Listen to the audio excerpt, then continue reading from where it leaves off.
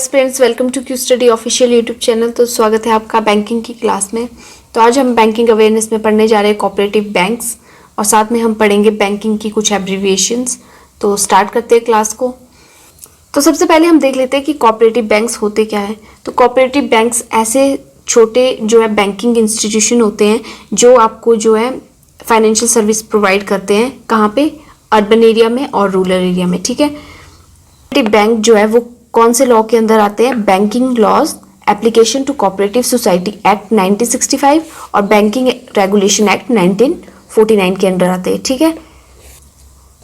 अब बात कर लेते हैं कि हमारे इंडिया का जो है सबसे पुराना और सबसे फर्स्ट जो कोऑपरेटिव बैंक है वो कौन सा है। तो वो है अन्योन्या कोऑपरेटिव बैंक लिमिटेड और ये एस्टेब्लिश्ड हुआ था 1889 में और ये अर्लीस्ट सबसे पुराना जो है कोऑपरेटिव बैंक है इंडिया का। ठीक है। अन्योन्या कोऑपरेटिव बैंक लिमिटेड और इसको अन्योन्या सहकारी मंडली भी बोलते थे पहले। ठीक है। बात करते हैं सबसे बड़ा कोऑपरेटिव बैंक कौन है इंडिया में जो फंक्शन कर रहा है। तो वो है सारस्वत कोऑपरेटिव बैंक लिमिटेड और इसको फाउंड किया गया था सितंबर 14, 1918 में और ये लार्जेस्ट जो है कोऑपरेटिव बैंक है इंडिया का और इसके हेडक्वार्टर्स है महाराष्ट्र मुंबई में। ठीक है।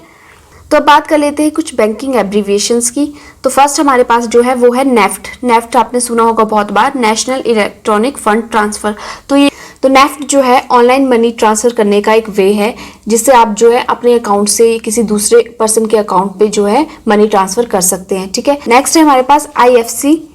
तो IFC कोड होता है हमारा इंडियन फाइनेंशियल सिस्टम कोड। ठीक है।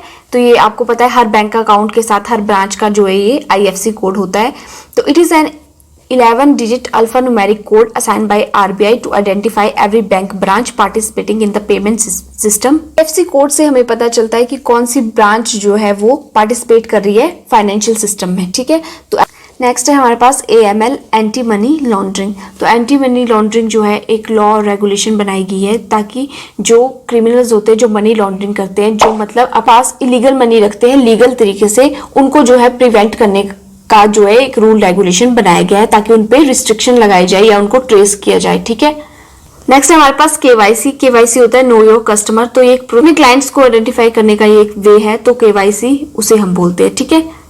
तो नेक्स्ट है हमारे पास IBA इंडियन बैंक एसोसिएशन जो बनी थी 26 सितंबर 1946 में। तो ये जो है जितने भी बैंक इंडिया में फंक्शन कर रहे हैं उनको रेगुलेट करता है IBA, उनकी मैनेजमेंट करता है। ठीक है।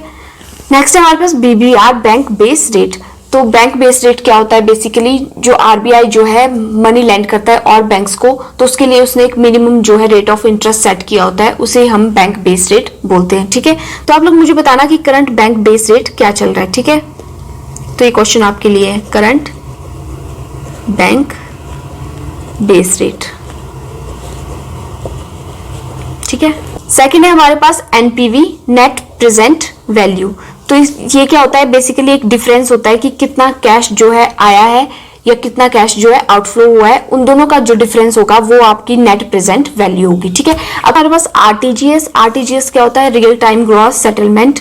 तो ये भी एक फंड ट्रांसफर सिस्टम है जो कि आपको इंस्टेंट मनी ट्रांसफर कर देता है। जैसे एक बैंक अकाउंट से दूसरे बैंक अकाउंट में मनी ट्रांसफर करते हैं तो वो विद इन सेकेंड्स जो है दूसरे पर्सन के अकाउंट में, जिसके अकाउंट में आप पैसे डाल रहे हो, उसके अकाउंट में रिफ्लेक्ट हो जाता है वो पैसा। ठीक है।